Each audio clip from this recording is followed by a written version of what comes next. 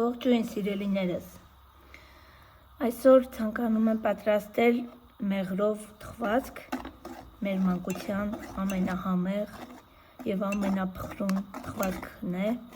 որը որ իմ ամենասիրելիներից է, ես այդքան ճիշտ ասած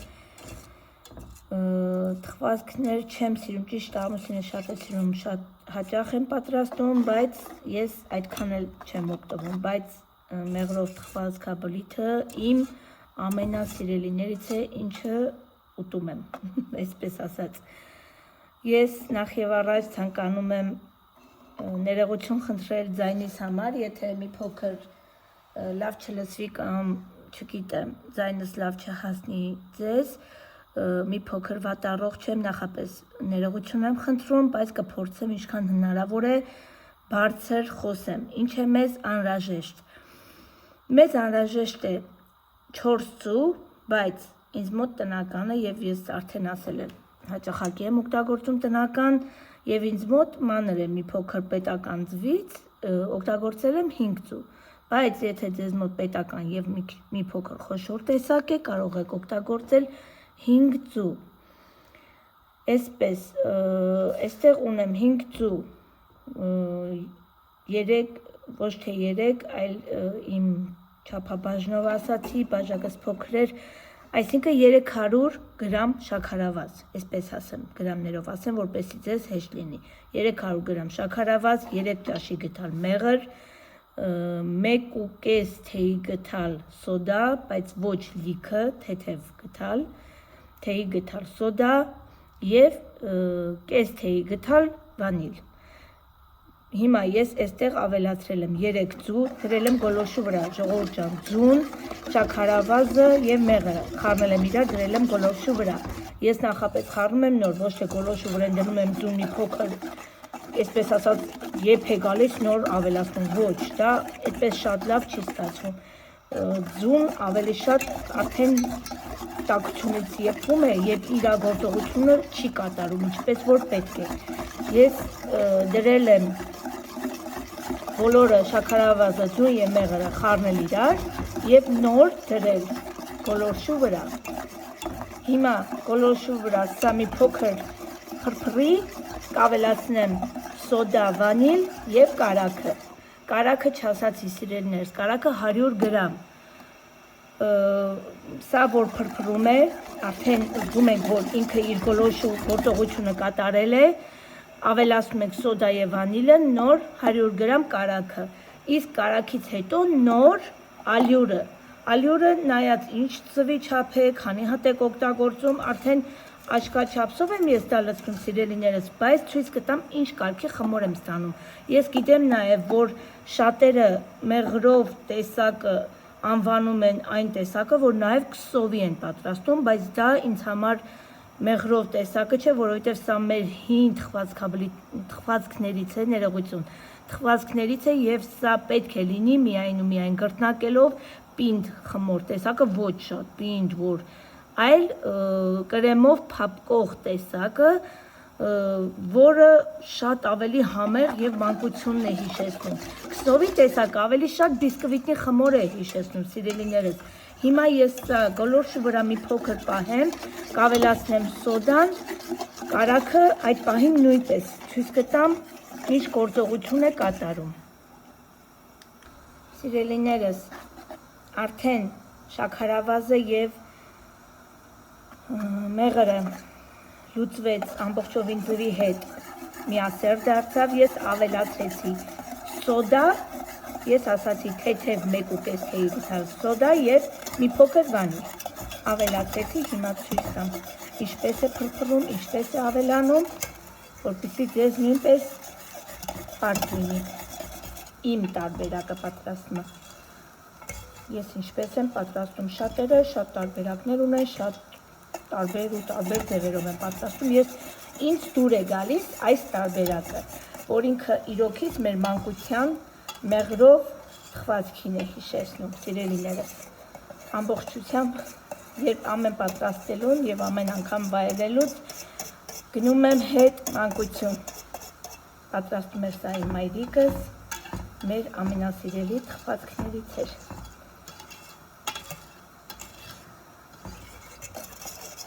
Եթե տեսնում եք, արդեն ինքը լավ թփրեց, բացվեց սոդան,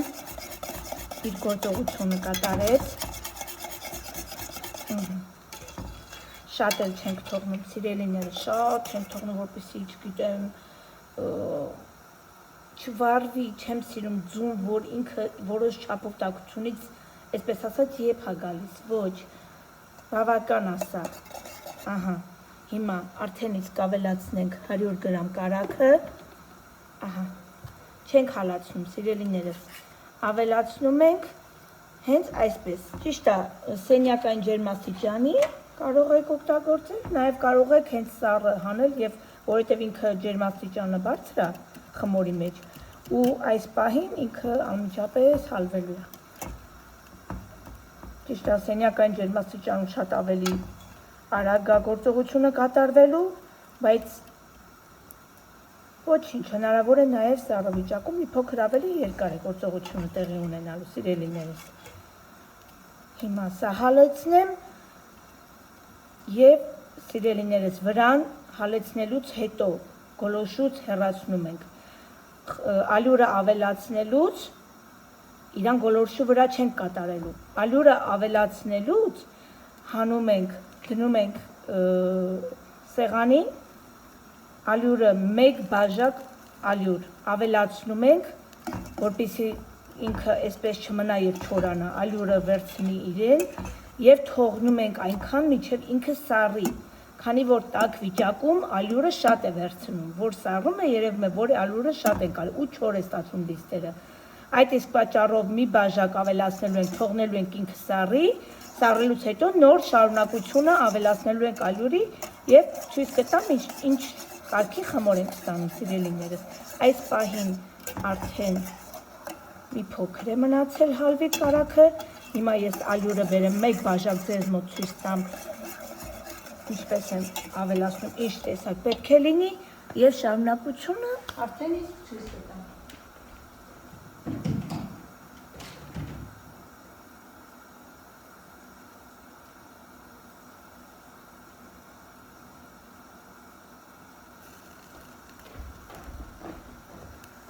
Ահա, մաղելով ենք անում, սիրելիներս,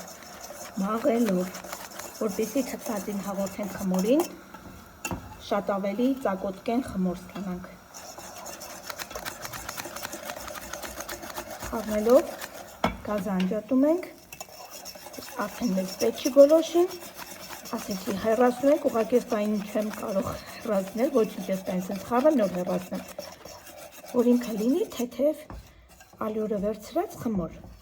չչորանա, էլի այն վիճակում որ թողենք ինքը շաքարավազը և ձուն կչորանա, բեզեատիպ զանգված կստանանք, ինչը մեզ հարկավոր չէ։ Սա արդեն բավական է, սա խառնեմ չես տամ ինչ եմ անում։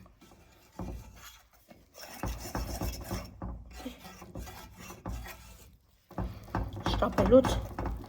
ալյուրը թաչում է, շտապում եմ, որ ամբողջությամբ ձեզ մանրամասն ցույց տամ, բայց նաև չեմ ուզում գոլորշու վրա լինի, ոչինչ։ Ահա, սիրելիներս, ահա այսպես, ջրիկ թողնում ենք իրան, բայց սա կարելի է քսովի լինել, ես քսովի չեմ սիրում, այդ տարբերակը համեղ չի ստացվում, ինքը բիսկվիտնի խմոր է հիշեցնում, այդ իսկ պատճառով ինձ դուր է գալի իր իսկական տարբերակը, մենք մանկության մեջ ինչպես որ սիրում և ուտում էինք։ Հիմա սա թողնում եմ սառի, սառելուց հետո նոր ավելացնում եմ մնացած շարունակական ալյուրը, որ հավաքվի իրար վրա և կրտնակվի։ Այդ ժամանակ սառելուց հետո կմիանամ նաև այդ ժամանակ և ցույց կտամ։ Ահա, սիրելիներս, խմորը սառեց, ճիշտ է մի թեթև գոլ է, բայց այսպես նույնպես հնարավոր արդեն որ շատ եք պատրաստում, թեկուզ գոլ վիճակում կարող եք արդեն իմանալ ալյուրը ինչքան լցնել։ Իսկ եթե դեռ չեք պատրաստել և կարող է խմորը շատ ալյուրը լցնեք, սպասեք թող ամբողջովին սառի։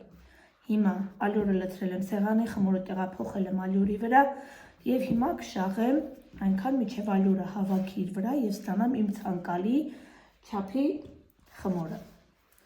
Հիմա սա շաղենք, Հավաքենք ալյուրը և բաժանելու ենք մասերի, այնուհետև թխենք։ Սրա համար պատրաստելու եմ եփովի կրեմ, շատ համեղ կրեմ, սիրելիներս։ Ինձ համար շատ եմ փորձել և խտացրած կաթով կրեմ, և սլիվկայով, և թթվասերով, բայց ինձ համար ամենալավ տարբերակը և ամենասիրելի տարբերակը և ինչու չէ մեր հին տարբերակը, որ մեր մայրերը նույնպես պատրաստել են, առաջ գիտեք, ամեն ինչ չէր որ կար և պատրաստել են եփովի կրեմով։ Ինձ նույնպես դուր է գալի այդ տարբերակը, ինքը քաղցր է, սիրելիներս, կպչում է, այ այսպես, այսքանը բավական է։ Տեսնում եք, ինքը տեսեք,